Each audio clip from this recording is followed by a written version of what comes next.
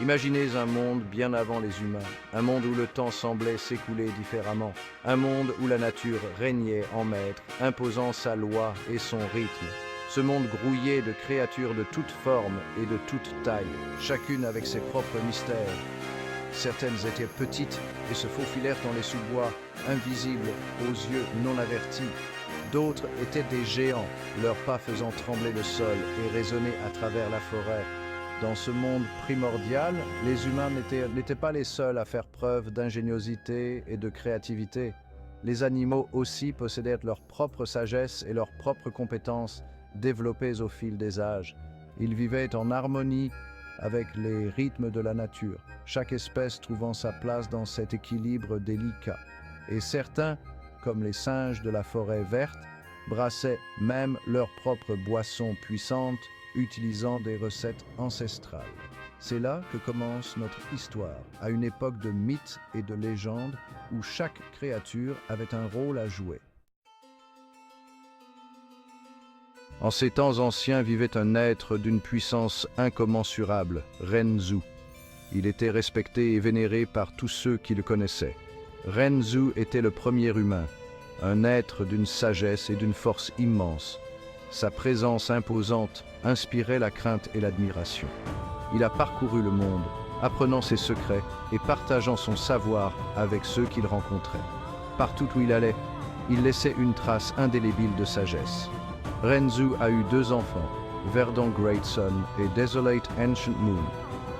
Ces enfants étaient destinés à suivre les traces de leur père.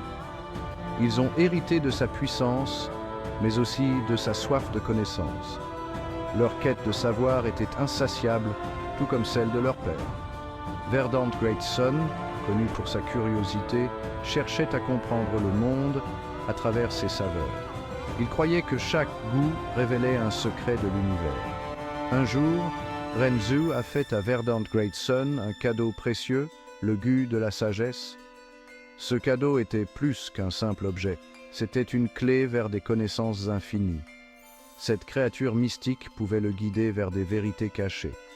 Elle était un compagnon fidèle et un guide inestimable dans sa quête de savoir.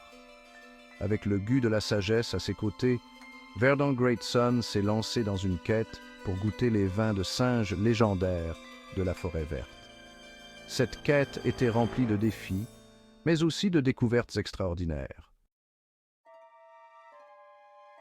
Guidé par le gu de la sagesse, je me suis aventuré au cœur de la forêt verte, un lieu où chaque arbre semblait murmurer des secrets anciens.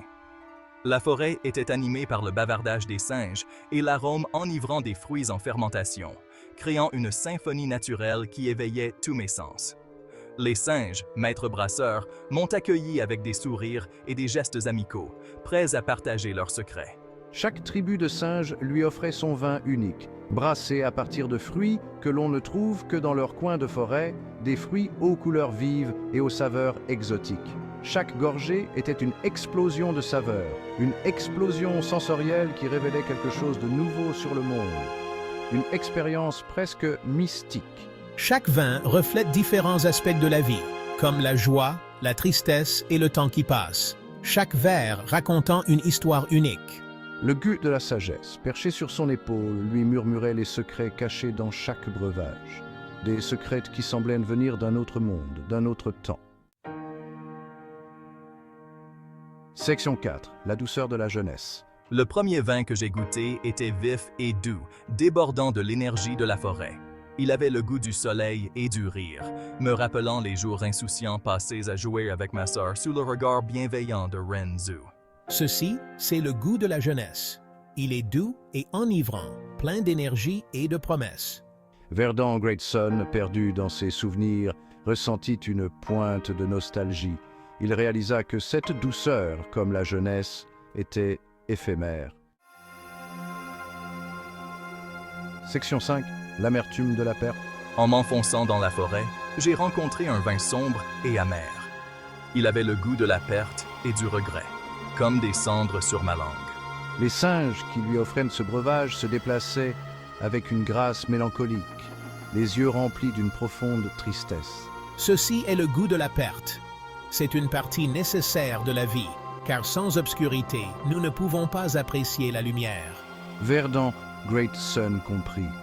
Il avait déjà connu la perte et il savait que c'était une douleur qui ne s'estompait jamais vraiment.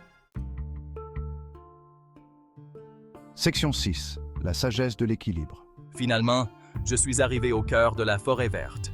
Là, les singes m'ont offert un vin qui n'était ni trop doux ni trop amer. Il était équilibré et complexe, une harmonie parfaite de saveurs. Ceci, c'est le goût de la sagesse. C'est la compréhension que la vie est une tapisserie de joie et de tristesse, de lumière et d'obscurité. La vraie sagesse consiste à trouver l'équilibre entre ces extrêmes. Verdant Greatson, changé par son voyage, acquiesça en signe de compréhension.